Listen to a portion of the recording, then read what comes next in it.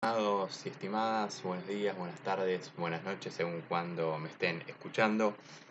Vamos a dar lugar a la tercera y última clase de esta unidad número uno, una unidad en la cual hemos planteado entender a la comunicación como un campo interdisciplinario, es decir, un campo que conjuga diversas disciplinas y eso vamos a volver a comprobar en el día de hoy. En la primera parte de nuestra clase vamos a tener un vínculo, por un lado, con lo que es la parte más psicológica, pero especialmente entender a la comunicación como, como un proceso, ¿sí? Que no solamente se da a través de los medios de comunicación masiva, que es rápidamente lo que uno puede llegar a pensar, especialmente, ¿no?, por la cotidianidad que tenemos con estos medios, sino también entender su vertiente interpersonal, bien, entender su vertiente de comunicación cara a cara. Cuando uno habla de la comunicación interpersonal, tiene que ver con un intercambio de mensajes que significan la proximidad entre dos o más personas, tiene que ver con una retroalimentación consecutiva y tiene que ver con un cambio de roles constante, ¿no? Porque uno en un momento cumple el lugar de emisor, pero automáticamente después cumple el rol de receptor, ¿no? Y es también un modo de comunicación circular, ¿no? En el cual uno se va apoyando en los enunciados del otro y por eso hablo de un intercambio continuo, a diferencia de la comunicación de masa que está más vinculada con la linealidad y con la falta de una respuesta automática. Cuando hablamos de comunicación interpersonal, es imposible no mencionar a la escuela de Palo Alto. Bien, nosotros vamos a leer unas paginitas de este texto de Armand y Michel Matelart, que trata sobre la historia y las teorías de la comunicación y que aquí aparece bajo un subtítulo de El Colegio Invisible. La escuela de Palo Alto está ubicada, bueno, en la ciudad de Palo Alto, al sur de California, en lo que es la costa oeste de Estados Unidos.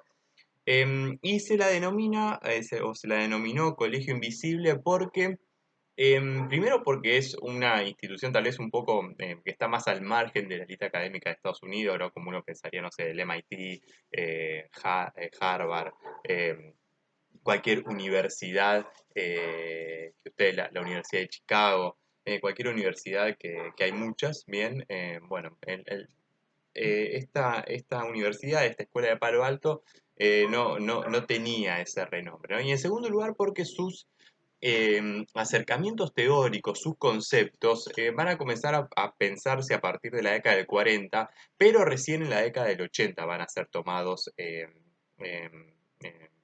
tomados, iba a decir en serio, pero no es el concepto en serio, y van a ser utilizados masivamente por sus colegas de la comunicación. Entonces, yo les decía, ¿no? Esta escuela se encuentra al sur de San Francisco, en la costa oeste. Hablamos de una escuela, una de las primeras escuelas interdisciplinarias, ¿no? Porque hay autores vinculados con la antropología, hay autores vinculados con la filosofía, con la psiquiatría, con la sociología. Bien, es un dream team interesante que tiene exponentes como Bateson, ¿no? Que lleva rápidamente la cibernética al estudio de la comunicación. Tenemos autores como Bert Wistel, ¿no? Que él hablaba de una especie de, él hablaba de la kinésica, ¿no? Y tiene que ver con una especie de entender una gramática del lenguaje corporal. Tenemos un autor como Edward Hall, ¿no? También muy relevante, sobre todo con lo que es la comunicación, sí, muy vinculado con lo que es un libro que tituló The Silent Language, ¿no? Que tenía que ver con esta comunicación no verbal.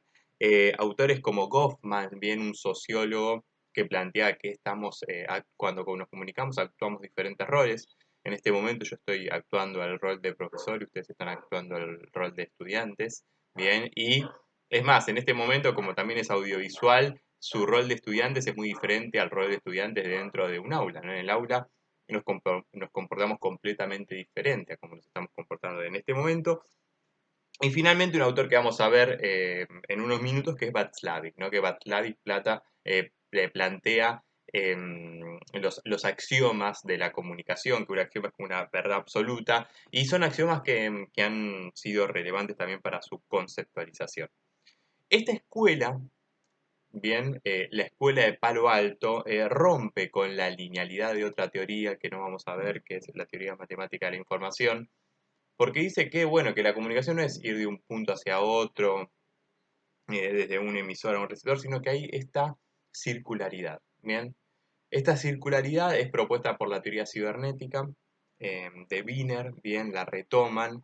Ellos están a favor de entender y de pensar a la comunicación eh, desde este modelo circular retroactivo, bien, este modelo circular que se va retroalimentando constantemente, y piensan que es importante estudiar la comunicación desde las ciencias humanas.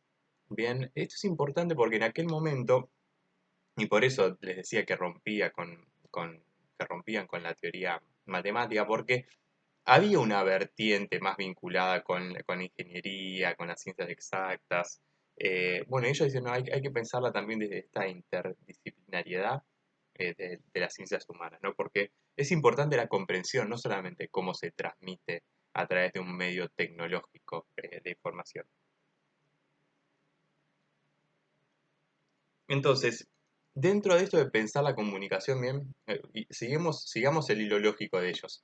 Si pensamos a la comunicación, ¿no? Desde la circularidad, ¿no? Mensajes que van y mensajes que vienen, aquí va a cobrar un rol más importante conceptualmente el receptor. Bien, porque hasta ese momento se le da mucha importancia a los envíos de los mensajes, bien, y se entendía esta idea de, bueno, que hay una caja vacía, se deposita la información, y lo que ayuda a comprender la escuela de Palo Alto de estos autores es que, bueno, que quien recibe los mensajes va a ser muy relevante, bien, porque es fundamental para poder entablar el circuito de comunicación, bien, si no hay nadie del otro lado, difícilmente estos mensajes sean enviados, bien, y asimismo como el simple hecho de la recepción también va a modificar el emisor. ¿Sí? Cuando habrán escuchado o habrán leído en las redes o la dificultad que hemos tenido los docentes para acostumbrarnos a esto de mirar una cámara. Bueno, aquí es fundamental no tener gente adelante. Le estamos hablando a un punto, a un circulito muy chiquito de vidrio, y no es lo mismo que hablar frente a una clase donde la gente te mira, donde la gente no te mira, donde presta atención, donde no presta atención, donde con la mirada, con los gestos te dan a entender si tu clase es interesante o no, donde hay una repregunta, donde hay un feedback constante, donde nos podemos ir por las ramas. Bueno, eso cambia completamente. Entonces, aquí, a partir de la teoría, el receptor cobra importancia conceptual. Bien, ya la tenía en los hechos, pero bueno, ahora conceptualmente, teóricamente se visibiliza esta importancia y se entiende a la comunicación desde una relación global de interacción. Bien, constantemente estamos interactuando y todos los mensajes verbales o no verbales son un estímulo a la construcción de una comunicación.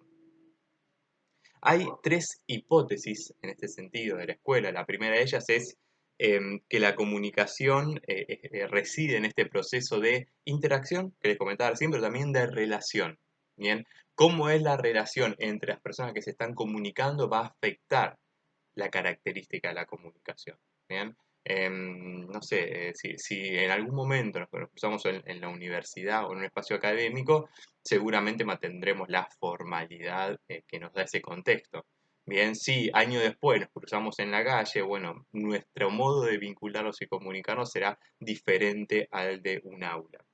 Em, También hay una segunda hipótesis que retoma el primer axioma de Václavic, que ya lo vamos a ver, y es que todo comportamiento humano tiene un valor comunicativo.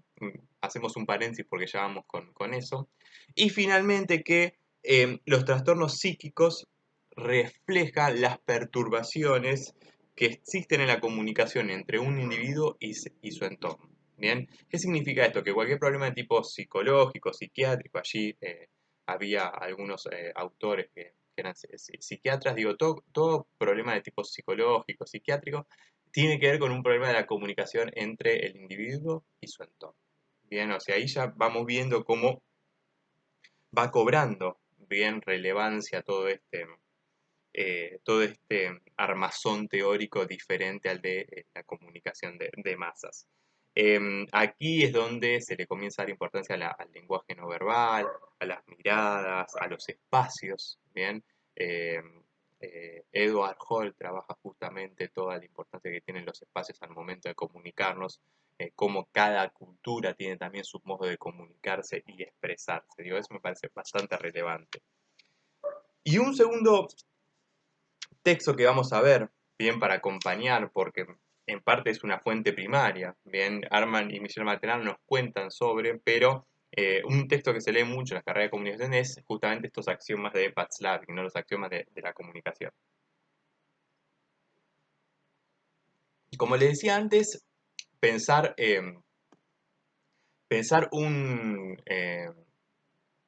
axioma es pensar una verdad absoluta, bien, una verdad que se sustenta en sí misma.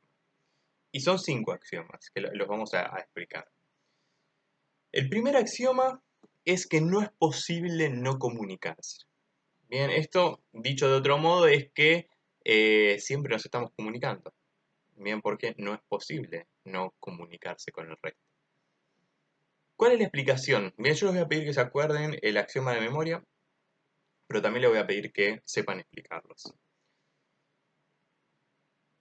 La comunicación, según Václavic, tiene 2 unidades.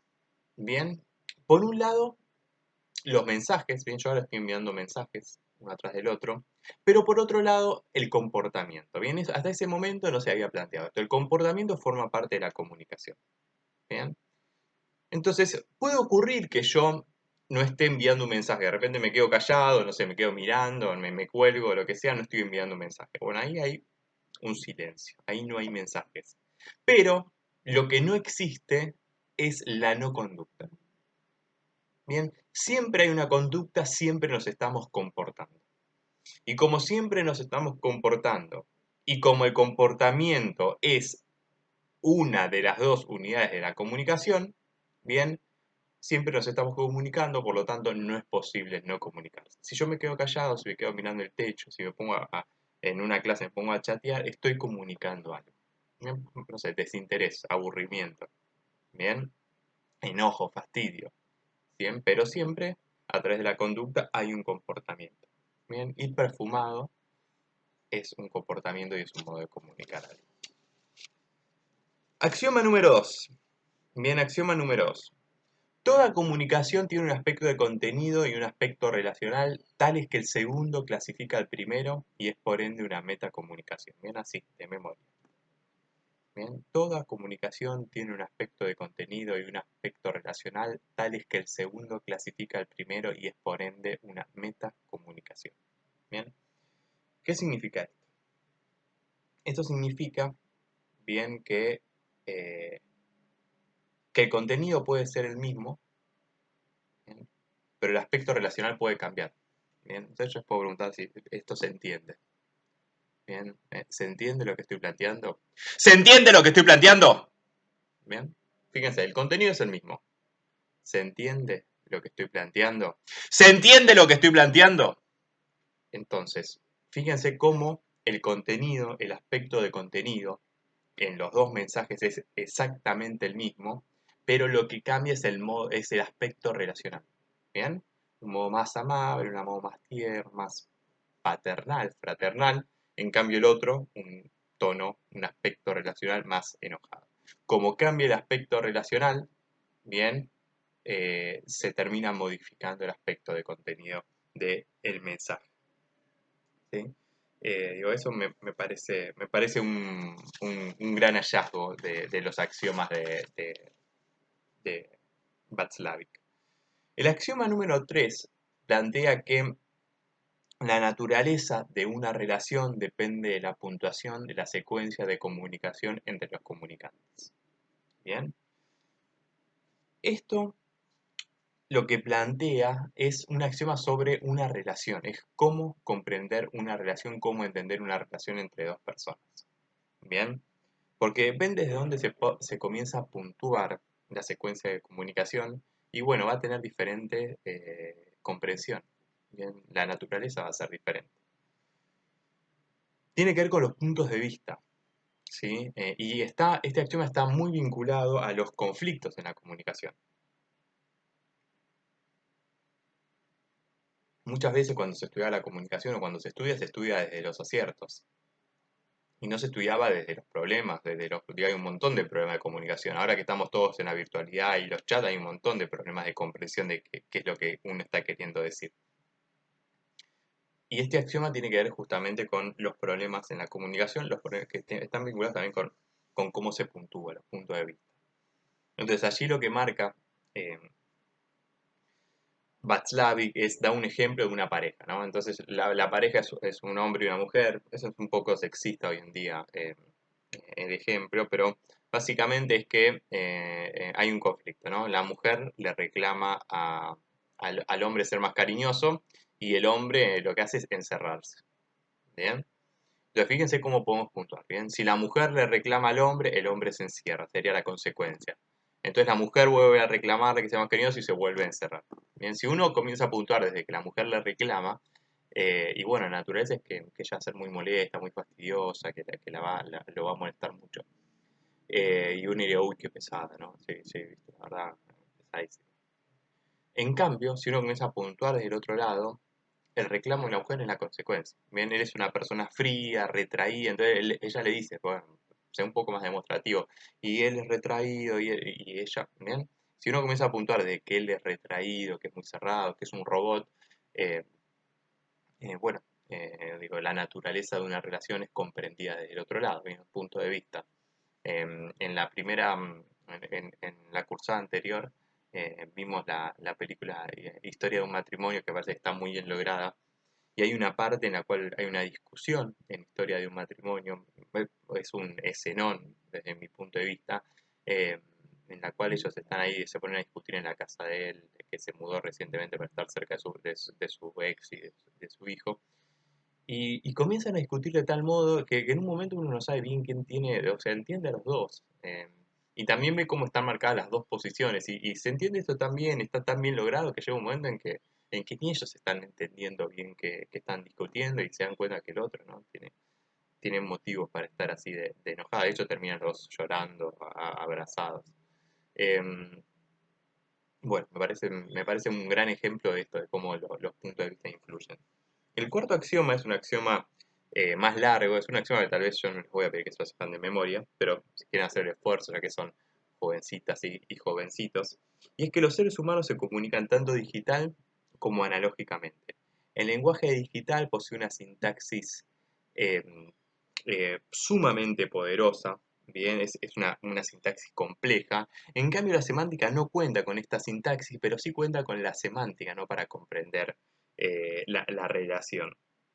Entonces, ¿qué significa esto? Básicamente que el lenguaje digital tiene que ver con el lenguaje verbal y el lenguaje analógico tiene que ver con el lenguaje no verbal. Bien, el lenguaje verbal es claro, es complejo, es sí, no, blanco, negro, amarillo, azul.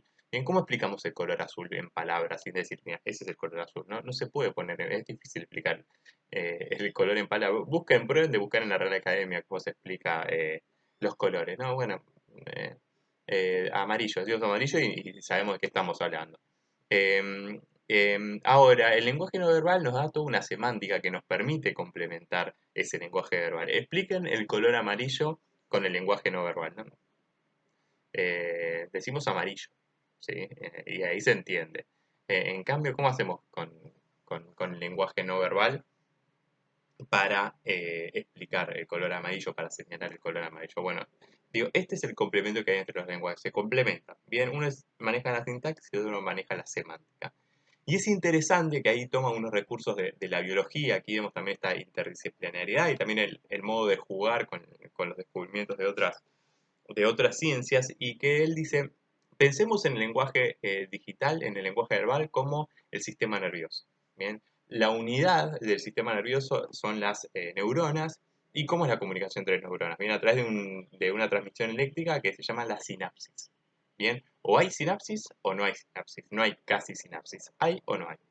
Bien, en cambio, habla de un segundo sistema que en ese momento lo denominaban sistema humoral, pero que hoy es lo que denominamos sistema inmunológico. que tiene que ver con las defensas. Y todo esto tiene que ver con la cantidad de sustancia, ¿no? En la sangre, comenta él, explica. Entonces, no es que de repente uno o tiene glóbulos blancos o no tiene glóbulos blancos, sino que siempre tiene glóbulos blancos, a lo sumo tiene más cantidad cuando hay una enfermedad o tiene menos cantidad cuando no hay una enfermedad. Entonces, digo, así funciona el lenguaje no verbal. No podemos decir, bueno, hay lenguaje verbal, hay lenguaje no verbal o no hay lenguaje no verbal. Siempre nos estamos comunicando a través de la mirada, a través de las señas, los gestos, a través de las muecas, a través del tono de nuestra voz, a través de cómo estamos vestidos, de si nos pusimos perfume, de la distancia que mantenemos. Digo, todo eso está marcado al momento de comunicarnos. Bien, de hecho, pues, no en vano existen personas que justamente enseñan cómo comunicarse, ¿no? Cómo manejar todo este tipo de lenguaje que es difícil lograrlo de modo eficiente. Bien. Y finalmente, el último de los axiomas tiene que ver justamente con lo que hablábamos antes de la relación. Bien. Dice Václavic, todos los intercambios comunicacionales son simétricos o complementarios según que estén basados en la igualdad o la diferencia. Bien, todos los intercambios comunicacionales son simétricos o complementarios según que estén basados en igualdad o la diferencia. Entonces, una relación simétrica que está basada en la igualdad, bien, entonces eso implica un modo de comunicación, bien, Eh, una pareja, ¿sí? Dos profesores, dos alumnos, dos jefes, etcétera, dos presidentes, etcétera. Entonces hay una simetría. Bien, lo complementario viene cuando hay una desigualdad, bien, cuando hay una diferencia. Profesor-alumno, bien, madre-hijo, ¿sí? Empleador-empleado. Bien, ahí ya hay una desigualdad y por lo tanto hay otro vínculo de complementarse entre las personas y eso influye, bien, estos modos de relacionarnos influyen en el modo de comunicarnos, ¿sí? Entonces, aquí, pensando en la comunicación interpersonal, pensándolo dentro de esta interdisciplinariedad, acá vemos claramente un vínculo muy claro con la psicología, con la psiquiatría. Varios de los autores también además son antropólogos. Y nos permite a nosotros también, me parece, pensarlo dentro de, el ámbito pedagógico, ¿no? Dentro de, bueno, ahora estamos en la virtualidad, pero bueno, cotidianamente estamos en un aula. Me parece que hoy en día creímos en un momento la utopía de que las pantallas iban a suplantar a la comunicación interpersonal cercana. Tuvimos esa ilusión, creíamos que efectivamente iba a ser mucho mejor, que íbamos a ganar tiempo, y me parece que en este contexto de pandemia, de cuarentena, de aislamiento, de distanciamiento social, me parece que estamos teniendo una revancha de la comunicación interpersonal, estamos valorando eh, todo eso que teníamos y no nos damos cuenta. Y me parece que también estamos percibiendo cómo esa ausencia de comunicación interpersonal afecta a los seres humanos, ¿no? O nos modifica completamente o nos va a terminar afectando, ¿no? Así que bueno, probablemente sea un mix esté en el medio. Pero bueno, me parece muy interesante tener en cuenta para repensarlo, para repensar nuestra actividad cuando volvamos a las aulas, ¿bien? Y bueno, por eso me parecía importante traer estos autores. Volvemos en unos minutos con el informe